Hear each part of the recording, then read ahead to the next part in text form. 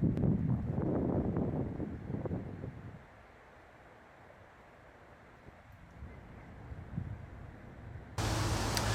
here we are, Friday, March 27th. Doing good at the end of this day. So today was supposed to be a pretty awful day. Today was supposed to be one of those warm but rainy days. So we decided to go into Jacksonville and take a look at one of the art museums there. And of course, being that this is the day that we decided to spend indoors, was the day that was all around pretty nice. It did have a little rain spell for like half an hour, but 45 minutes. But other than that, it's been a pretty beautiful, clear, nice, shiny day. Which is kind of how things go, you know. you figure, okay, today is going to be rainy and nasty, and I'm tired of being cold. So let's go to a museum. Let's go be inside. And instead, it's relatively sunny and nice and bright and pretty good all the way around. So what are you gonna do? So we went to this museum called the Cummer Museum, right? We went there today. I figured, you know, being down here in where the hell are we? Jacksonville. Being down here in Jacksonville, being a decent sized city, figure go to an art museum. Art museums are generally good places to go. If you go to history museums, a lot of history museums can be really pretty bad, to be honest with you. And science and technology museums are generally for kids. So art museums are one of those pretty safe places to go. Really, if you're bored and you want to be inside, going to an art museum in a pretty large city is usually a safe bet. Usually it's a safe bet. Today, not so much. So we go down to the Cummer Museum. Nice thing is parking's easy, and parking is free down there. Very easy to zip down and get to the museum. So we get there, we go in, we pay our little admission fee. First thing we go into is the gardens. So it's a museum and gardens, and the gardens were really cool. So you go out in the gardens, and they're, you know, ornamental gardens, and they got this huge tree. This is massive old tree that kind of wiggles its way through a huge part of the gardens. It's got flowers and got fountains, and it's right by the river there. So the gardens are absolutely a beautiful thing. They're definitely worth a trip to go down there and see. And the other thing that's great being down here in Florida is Florida is an amazing state for flowers. If you like flowers blooming all the time, coming down here is great because they have so many flowers and they're so fragrant. It's so wonderful. So we go out into the garden, and the garden is mind-blowing. I go out in the garden, and I'm looking at this garden, and I'm there with my wife, and I'm thinking, wow, it is so good we came down here. If it hadn't been a good, you know, if we didn't think it was going to be a crappy day, we wouldn't have come down here. But we came down here because we thought it was going to be all rainy and nasty. But look at these gardens. This is absolutely amazing. Thank golly that we came down here and saw these gardens. So we go through and wander through the gardens, and then we go into the museum. Yeah, museum's not so good. Usually, as I say, art museums. I don't know. Art museums are usually a pretty safe bet for going and seeing some decent work. But this art museum, I think if I called the art in it crap, my wife would have a bit of conniption. So I'm trying to think of a word other than crap to describe the art. But it was pretty bad all the way around. It was a perfect example of how just because something is old doesn't in fact make it good. So they had a lot of old art, you know, 400-year-old, 500-year-old, 600-year-old art. And I'm used to going to like national level galleries where you see old art and it's wow, it's amazing. You look at that and you think, how did these people do that so long ago? And we saw their art, and the art was like, wow, this looks like the people who weren't quite as good as the people that are now exhibited in other galleries. It's so hard to explain the difference between good art and like not good art, but none of the art in this entire place was good. It was all B-grade old artists. So yes, it was 400 and 500-year-old art, but it really, like, you look at it, really? Is this in a museum? I think this should be in somebody's house. I think if somebody put this in their house, this would be an amazing thing to put in somebody's house and go, look at this 400-year-old piece of art that I own. Shouldn't be in a gallery, though. Should not be in a gallery. So we wandered around, and they said they had 5,000 pieces and all that. And yeah, go to the Cummer Museum for the garden, maybe. Not for the art. The art is really bad. No, seriously. That was one of the worst galleries I've ever been to in my entire life. Like, seriously. Maybe an amateur gallery? Maybe. I've been to a couple of amateur museums, you know, where they showcase amateur work. And so maybe those amateur museums were worse. But they were amateurs.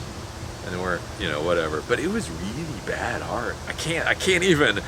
What makes me sad about art that's that bad is that so many young kids and so many people are shown that type of art. And then they're told that they're supposed to like this type of art. Look at art. You are supposed to enjoy this. And then all these kids are looking at this crap and they're scratching their heads and thinking, I don't understand. This is garbage. Why am I supposed to like it? And then they think that they dislike art. I don't like art. They took me to an art museum and I don't like any of the art there. Therefore, I don't like art. And it's no. They took you to a museum that showed you paintings. Those paintings, I guess within a definition, they would be considered art, but not good art by any stretch of the imagination. So yeah, so that's kind of tearing up Cummer there. So just in case any of you guys thought I was just going to be saying absolutely wonderful things about all the places I go to see, no, I'm going to be giving it to you like I see it. And Cummer, I don't know what was going on there. Gardens were beautiful. After that, we kind of wandered around Jacksonville. I decided just to drive through Jacksonville, see if anything else kind of stuck out at me. And I do have to say, just simply driving through Jacksonville, I'm not saying I went to any of the great historic sites or anything there, but it doesn't seem like an awe-inspiring city. You know how a lot of cities you can go to and they're just amazing to wander through or drive through? Jacksonville, not so much. So the outside areas, if you come down here to the Jacksonville area, I think the state parks and all the parks and the ocean and all that kind of stuff seem to be grade A. I don't know, Jacksonville for that city urban experience, not so much. A lot of better cities in the world. So yeah, that was Jacksonville today. And then we came back from going to Jacksonville, and I'm so happy right now because I figured out how to turn on my water heater. Small successes. So as you guys know, my travel trailer is brand new. Literally, it's like a month old. And when we bought it, we didn't have the best salespeople in the world, and so we kind of got run through the entire orientation process on how to use this travel trailer and then just kicked the hell out the door.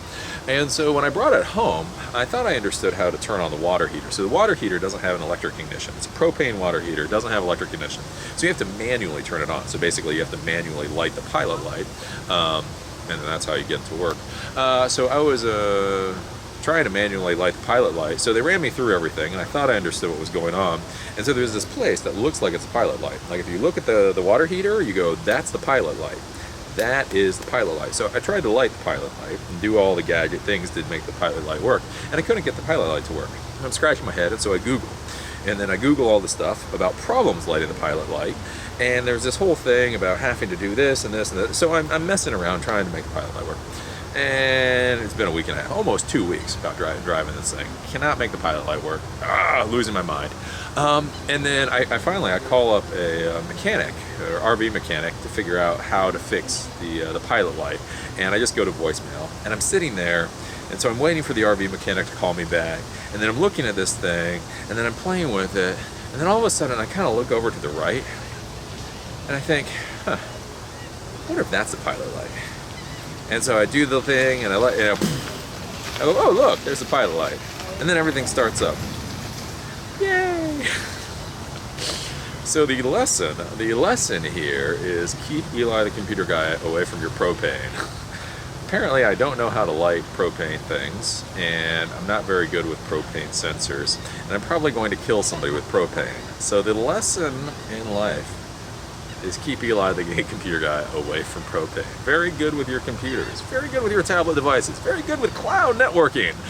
Not so good with propane, apparently.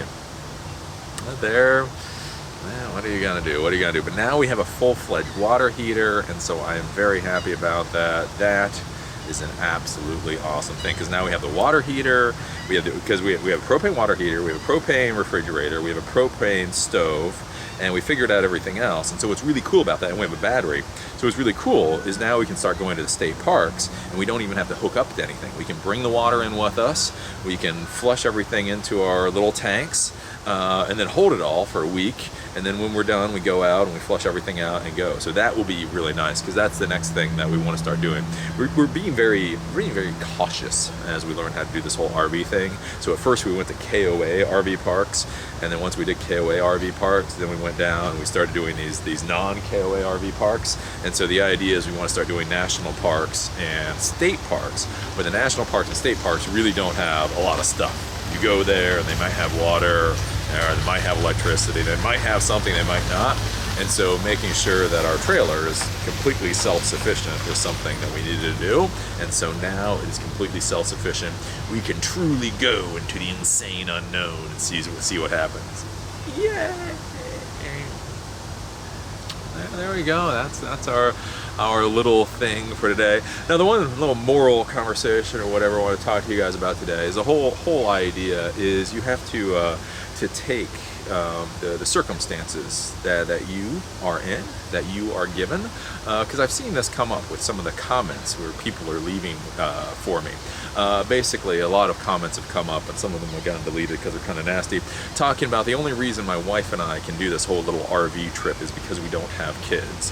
If you had kids, you wouldn't be able to do what you're doing. So basically the fundamental idea is that I need to shut the hell up about being able to go out and adventure and do all these things, because if we had kids, this would not be a possibility. And this is something that you see happen a lot. Whenever you're doing anything and you start talking to people about doing things, they will give you all of the reasons why they can't do whatever it is you're doing. So one of the issues that I run into in life is I've done all this weird stuff. Military and college and traveling around the world multiple times, going off in an RV, I do all this stuff. And then I start talking to people about how I'm able to accomplish it. I was able to do this by doing X, Y, or Z. I was able to do this by doing A, B, and C. I was able to do this doing M and O, P, right? And you sit there and you explain to people how you do it. You go through the steps. And then what happens almost all the time is you're going through all these steps, and at some point, people just kind of put up their hand or the equivalent of their hand and go,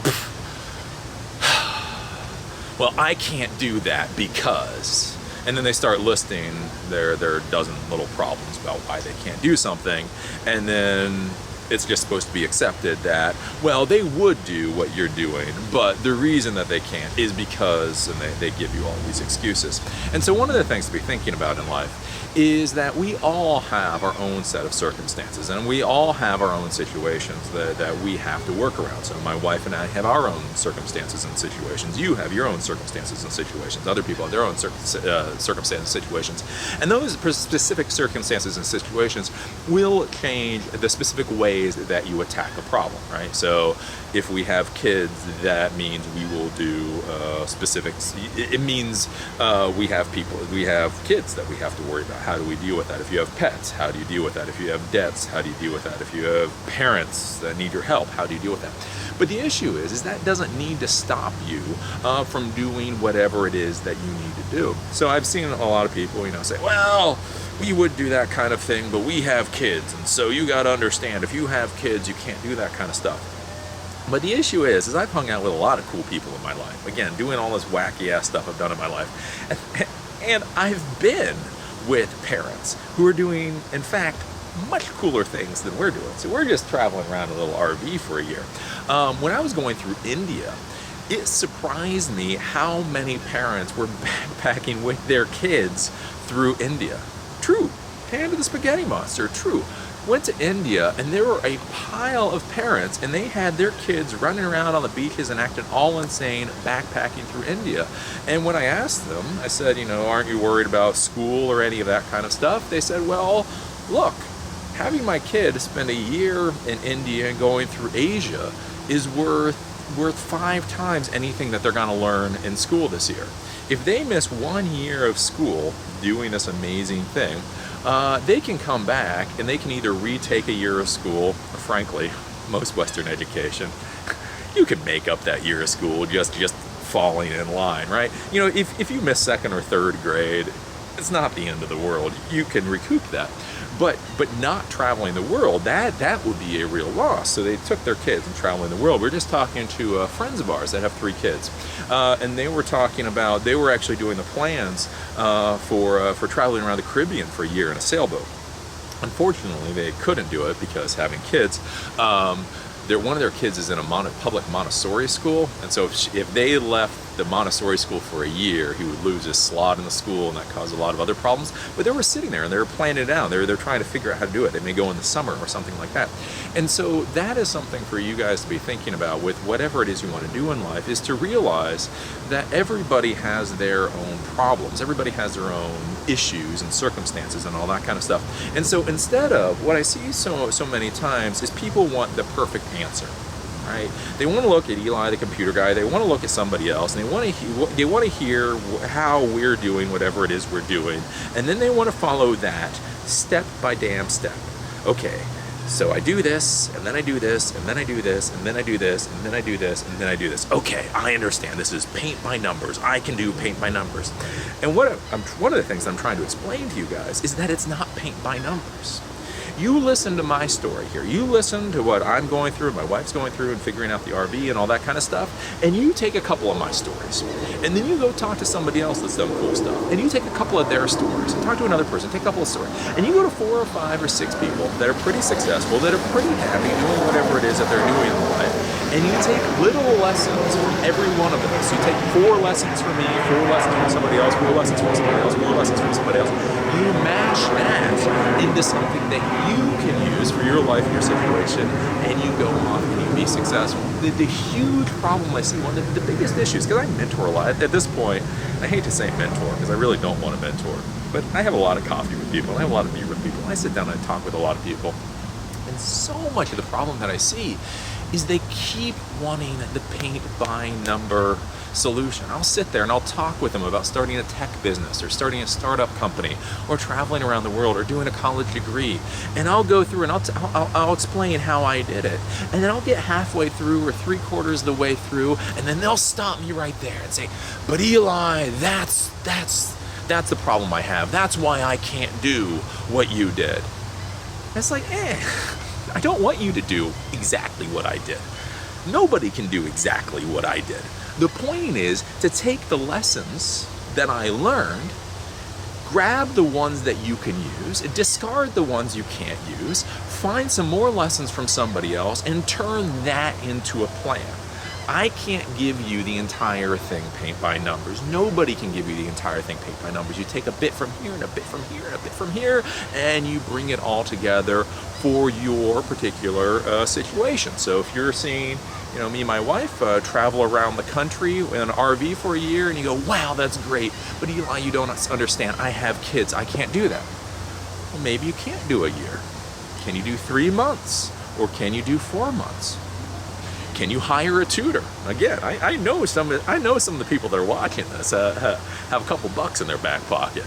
Could you hire an au pair or a tutor to travel with you around? Could you go? We knew somebody that traveled around. Again, 3 kids traveled around the world with their entire family, and they got tutors in each place that they went. Right? Because especially when you go to Asia, right? People are cheap. People are dirt cheap in Asia.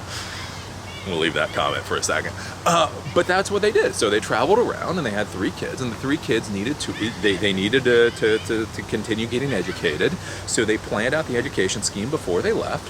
When they went to these areas, they hired tutors for the month or 2 or whatever that they were in the areas, and the kids stayed educated. They might be slightly behind once they get back, but they can make that up.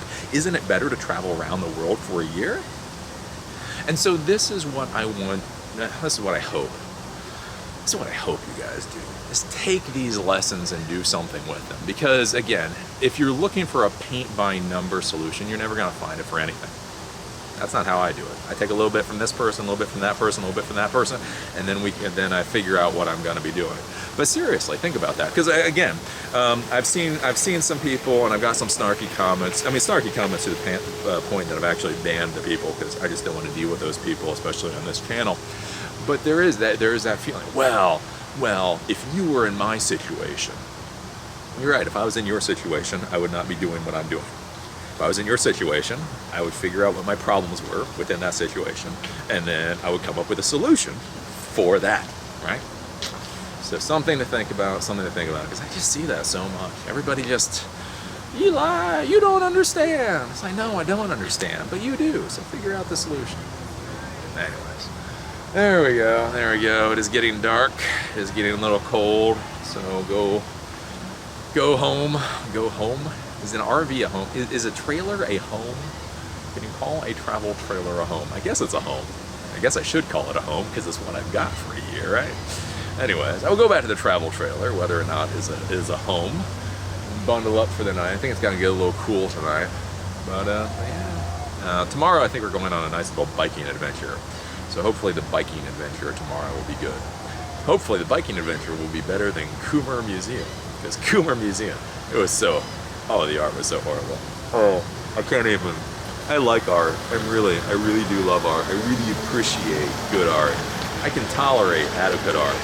Whatever the hell they had on the walls of Cummer was just, this should not be in a museum.